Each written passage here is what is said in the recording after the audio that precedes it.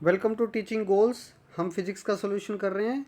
जिन्होंने हमारी क्लासेस ली हैं उन्होंने देखा होगा एक भी क्वेश्चन ऐसा नहीं है कि यहाँ से बाहर आ गया हो। सिर्फ दो ही न्यूमेरिकल है जिसमें ज़्यादा टाइम लग रहा है, नहीं तो क्वेश्चन पढ़ते ही आप जो है आंसर को क्लिक कर सकते हैं। यहाँ पर फर्स्ट क्वेश्चन है, यहाँ पे हमसे पूछा गया है a body moves along a straight line with displacement. Displacement दे दिया गया है, इंस्टेंटेनियस एक्सेलरेशन बताना है। एक पिंड सीधा रेखा में विस्थापन है और विस्थापन दिया गया है, तो उसका तुरंत हमें बताना है कि यहाँ पर उसका एक्सेलरेशन क्या होगा।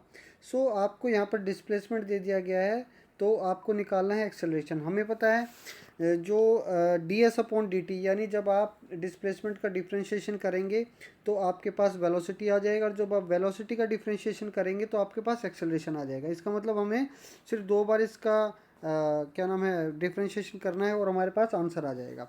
करके देख लेते हैं। पहले जब हम डिफ्रेंशिएशन करेंगे D S upon d T, वो हमारे पास आ जाएगा 8t+2। क्यों? एस हमारे पास क्या था? एस हमें दिया हुआ था, एस इज़ 4t² + 2t।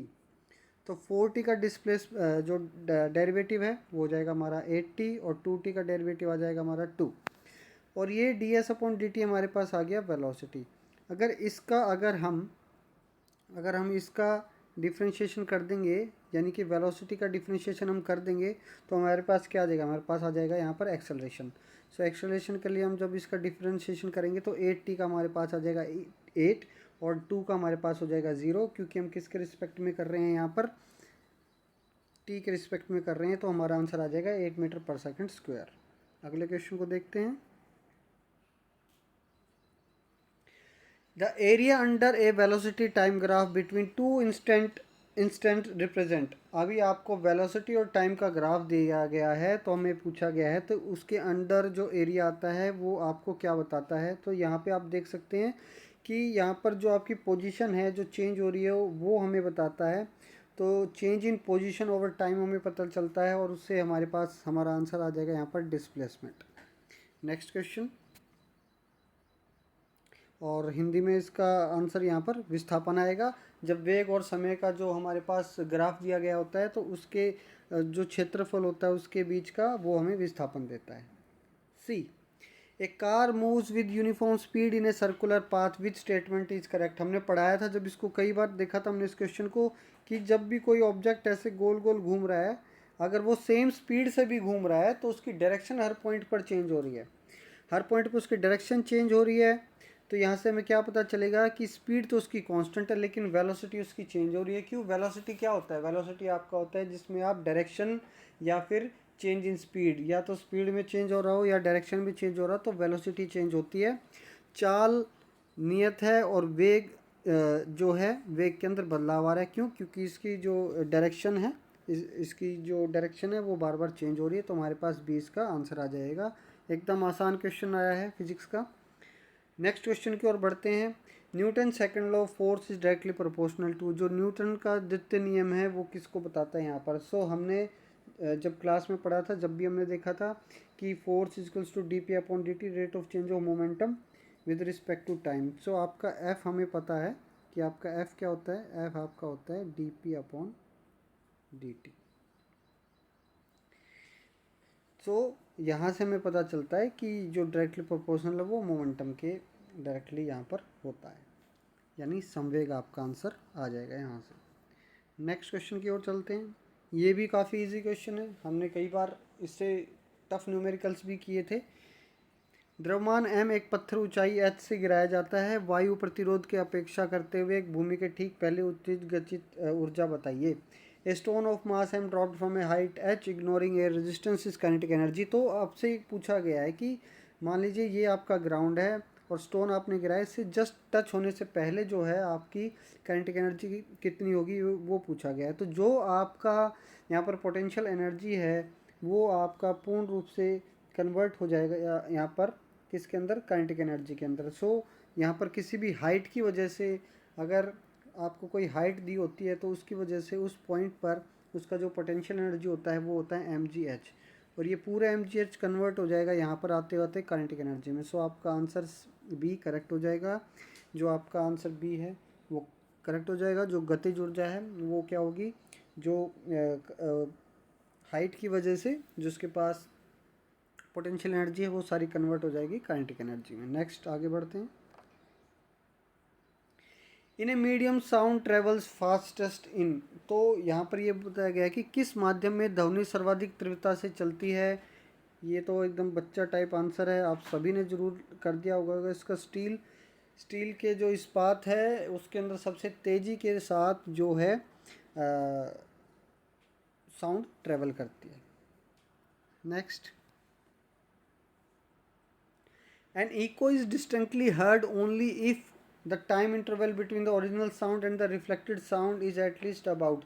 आपसे ये पूछा गया है कि प्रतिध्वनि स्पष्ट रूप से तभी सुनाई देती है जब मूल ध्वनि और परावर्तित ध्वनि के बीच में समानांतर कम से कम लगभग कितना हो, यानी कि समय का अंतर कितना हो। आपसे ये पूछा गया है जब भी कोई साउंड है और उससे निकली गई उसकी जो रिफ्लेक्टेड साउंड है उसके जो परावर्तित ध्वनि है वो होने में कम से कम यहाँ पर कितना समय हो कि वो आपको सुनाई दे। तो ब्रेन को यहाँ पर 0.1 सेकंड का टाइम एटलीस्ट चाहिए होता है, नहीं तो अगर इससे कम समय में अगर वो दोबारा रिफ्लेक्ट हो गई तो वो मिक्स हो जाएगी साउंड, और जो ब्रेन है उसको अलग अलग डिफ्रेंशिएट नहीं कर पाएगा, तो उसका इको यानी उसी साउंड का दोबारा साउंड हमें सुनाई नहीं देगा।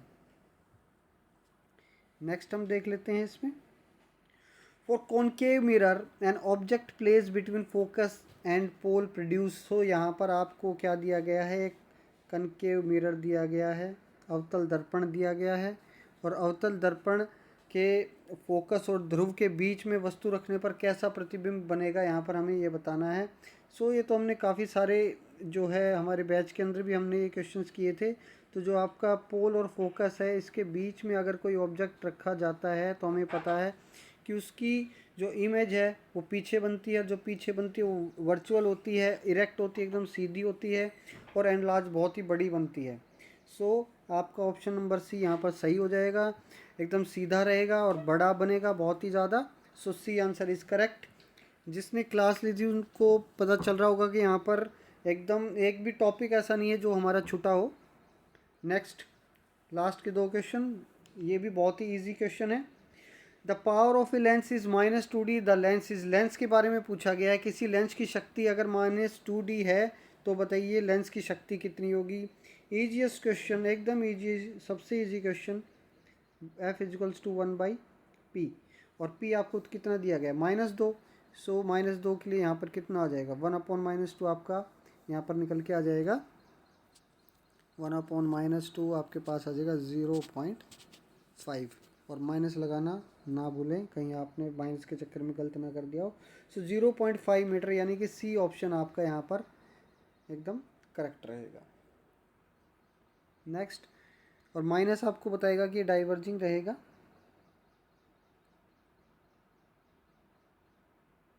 लास्ट क्वेश्चन, सबसे easy question. The sky appears blue mainly due to, जो है आकाश ब्लू किस लिए दिखाई देता है। जब हमने ऑप्टिक्स पढ़ा था तो इन सारे इस क्वेश्चन को तो हमने ज़रूर किया था, आप सभी को याद होगा। और इसका आंसर यहाँ पर जो आपकी जो लाइट है, जब वो लाइट आपकी जो 7 कलर्स ऑफ लाइट होती है, तो जब स्कैटरिंग होगी, स्कैटरिंग यानी कि जब लाइट फैलेगी तो सबसे ज़्यादा कलर जो है फैलता है वो ब्लू कलर फैलता है, और जो इसकी सबसे छोटी तरंग दैर्घ्य होती है और उसका वो यहाँ पर स्कैटर होता है, और इसका आंसर यहाँ पर आपके पास आ जाएगा बी।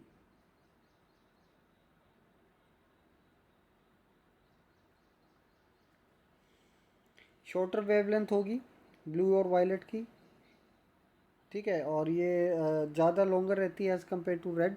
हमारा बी आंसर यहाँ पर करेक्ट हो जाएगा। नेक्स्ट आगे बढ़ते हैं।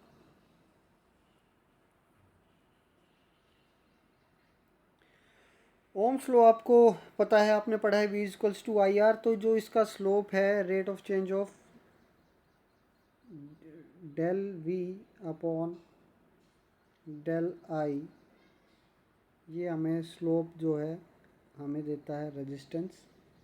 तो आप यहाँ पर पूछा गया है जो ओम स्लो है, ओम का नियम है, उसका जो स्लोप है उसके अनुसार वी आई जो है ढाल, जो स्लोप है वो हमें क्या देता है, उसका स्लोप हमें रेजिस्टेंस देता है, प्रतिरोध देता है। तो ए आंसर इसका यहाँ पर करेक्ट हो जाएगा। अगला नेक्स्ट बढ़ते हैं। दो रेजिस्टेंस दे दिए गए हैं यहाँ पर, जो दो प्रतिरोध दे दिए हैं, समांतर क्रम में जोड़े गए हैं, पैरेलल में जोड़ दिए गए हैं, तो उनका इक्विवेलेंट रेजिस्टेंस तुल्य प्रतिरोध क्या होगा। तो इसमें आपको थोड़ा सा यहाँ पर हल्का सा सॉल्व करने की ज़रूरत है। तो आर इक्विवेलेंट होगा जब आपको यहाँ पर एक साथ यहाँ पर जोड़ दिए जाते हैं, तो ये हो जाता है आपका R1 मल्टीप्लाई R2 अपॉन में R1 प्लस R2।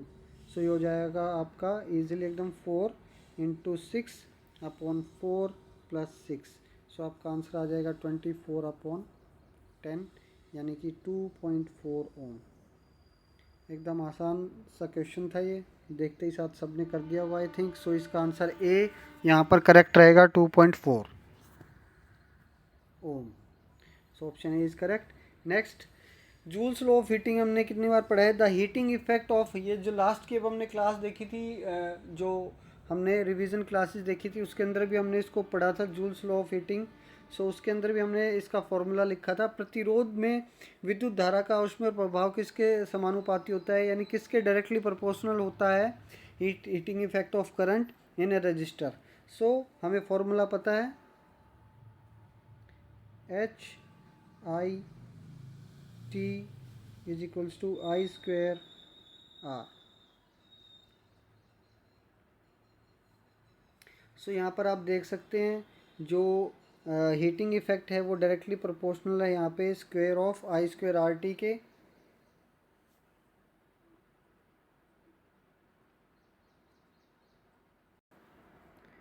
यहाँ पे हीट पर यूनिट टाइम है, सॉरी एच आई टी बोल दिया गलती से। सो जो हीट पर यूनिट टाइम है वो हमारा होता है आई स्क्वेयर आर टी। सो यहाँ पर आंसर जो बी है आपका ये एकदम करेक्ट हो जाएगा। जूल्स लॉ ऑफ हीटिंग जो है वो डिक्टेट कर क्या करता है, हमें क्या बताता है कि जो heat generated per unit time है, थर्मल पावर है, वो हमें एच अपॉन टी जो मिलता है आई स्क्वेयर आर टी के। तो जो हीटिंग इफेक्ट है वो डायरेक्टली प्रोपोर्शनल रहेगा किस किस के, प्रोडक्ट ऑफ आई स्क्वेयर और आर के। सो हमारा बी आंसर हमारा करेक्ट रहेगा। आगे बढ़ रहे हैं। The direction of force on a current carrying conductor placed in a magnetic field is, चुंबकीय क्षेत्र में स्थित धारा धारक चालक पर लगने वाला बल किस दिशा में नियम से ज्ञात की जा सकती है। यहाँ पर इसको तो आपने देखते एकदम करेक्ट आंसर कर दिया होगा। बी जो है फ्लेमिंग लेफ्ट हैंड रूल है, ये आपको बताता है कि जो है मैग्नेटिक फील्ड की यहाँ पर डायरेक्शन, जो थंब है वो आपको फोर्स बताएगा, फोर्स फिंगर आपको मैग्नेटिक फील्ड बताएगा, और मिडल फिंगर आपको करंट बताएगा। तो ऑप्शन नंबर बी आपका करेक्ट हो जाएगा, फ्लेमिंग का बाएं हाथ का नियम। लास्ट, इसको तो हमने, मैं जब भी पढ़ा रहा हूँ इसका मैं ज़रूर डिस्कस करता हूँ कि in a domestic electric circuit in India the frequency of AC supply is generally, यहाँ पर इसका आंसर जो हमारा है वो 50 हर्ट्ज़ होता है। मैंने जब पढ़ाया था तो मैंने यूएस का और इनका बताया था कि वहाँ पर 70 हर्ट्ज़ होता है, कहीं पर 60 हर्ट्ज़ होता है, और हमारे इंडिया में 50 हर्ट्ज़ होता है और 220 वोल्ट होता है, ये मैंने बताया था। तो आई होप आप सभी का पेपर काफ़ी अच्छा गया होगा। All the best.